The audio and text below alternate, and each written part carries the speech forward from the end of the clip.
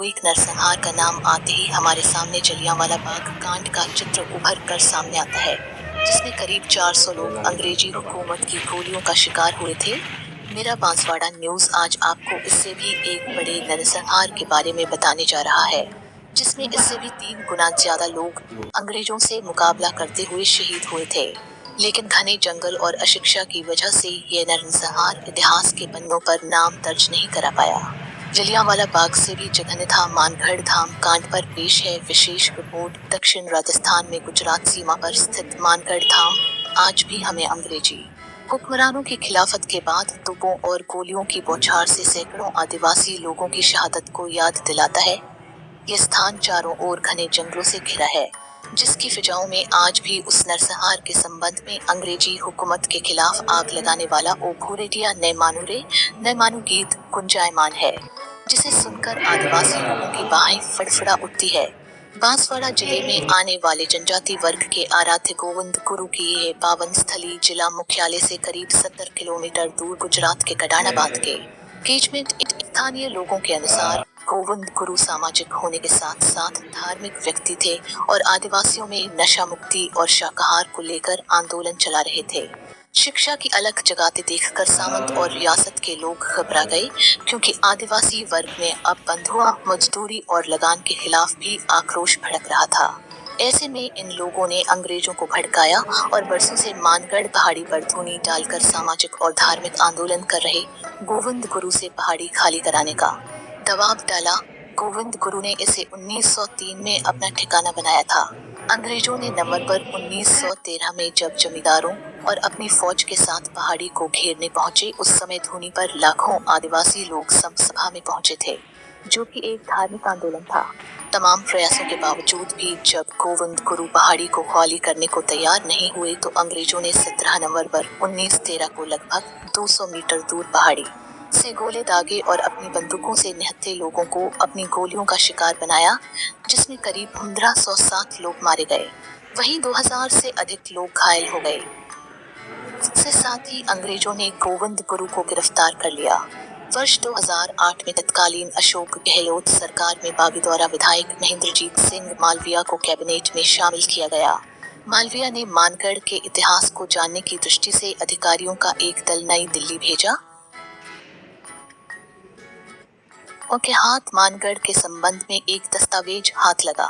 Major Hamilton ने इस हत्याकांड को अंजाम दिया गया था और उसमें करीब 1500 लोगों के मारे जाने का उल्लेख भी है।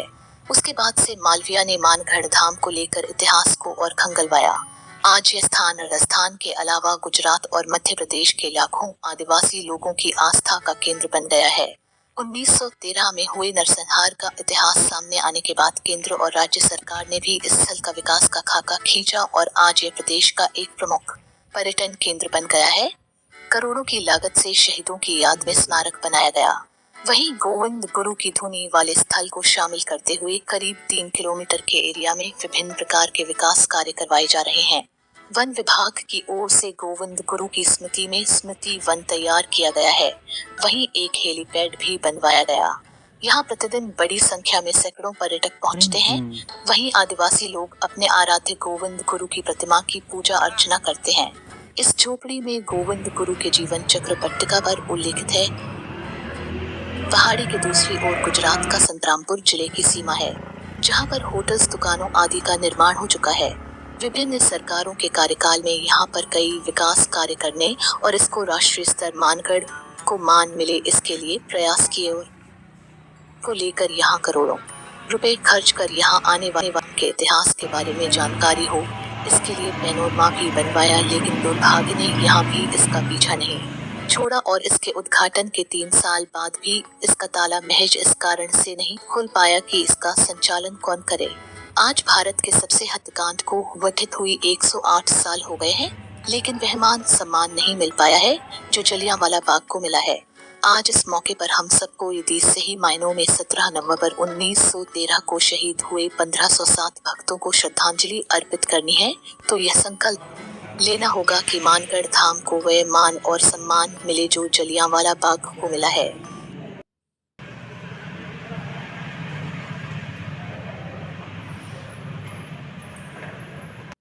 मानगढ़ कर दिया। पहले इसको माकड़िया पर्वत कहते थे।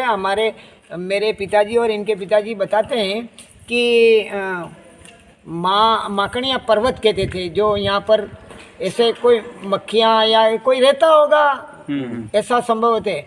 अब ये माकड़िया पर्वत यहाँ रहने लग गए धीरे धीरे। इसके बाद में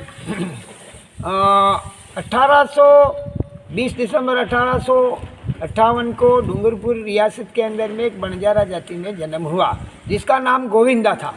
और गोविंद गुरु 12 साल की उम्र में ही वैरागी थे, और इनको ये ठेस लगी हुई थी कि सबसे गरीब तबके के लोग हैं, जो नासमझ हैं और चोरी करते हैं, दारू पीते हैं, डकैती करते हैं, पढ़ाई नहीं करते हैं, नाना दोना नहीं करते हैं, तो इनको धार्मिक प्रवृत्तियों में जोड़ा जाए, और धार्मिक प्रवृत्तियों में जोड़ने के बाद में इनके अंदर सुधार लाया जाए।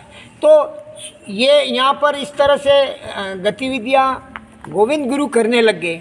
तो गोविंद गुरु करने लग गए थे, रियासत के लोगों को और अंग्रेज़ों को खतरा हो गया कि भाई ये तो आदिवासियों को और गरीब तबके के लोगों को समझाएगा, तो हमारे वहाँ वेट वगैरह कोई नहीं करेगा, दारू नहीं पियेंगे, झगड़ा नहीं करेंगे, तो हमको टैक्स कहाँ से मिलेगा, दारू की बिक्री कहाँ से होगी, हमारी गुलामी कौन करेगा। इस तरह से गोविंद गुरु को ना कहा कि भाई तुम इस तरह से ये काम मत करो। पर गोविंद गुरु का बिगुल इतना तगड़ा था कि राष्ट्र हित और देश के हित में था, जो अंग्रेज़ों से लोहा लेने के लिए तैयार थे।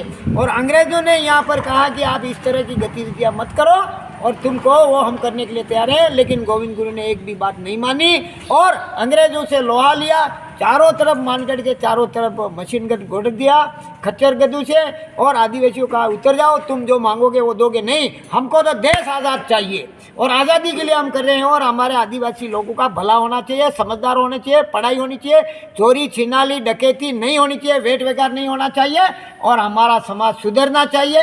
इस तरह से 612 आंदोलन हुए, जिसमें मानगढ़ का सबसे बड़ा आंदोलन था, जो 1507 लोग शहीद हो गए। जलियांवाला कांड में 375 लोग मरे थे, जबकि जलियांवाला कांड इसके बाद में हुआ। लेकिन हमारा दुर्भाग्य है कि आदिवासी पढ़े लिखे नहीं होने के खातिर आदिवासी के इतिहास के पन्नों में जगह नहीं मिली। उसके लिए आज भी संघर्ष जारी है। आपका क्या नाम है? जोरावर पारगी।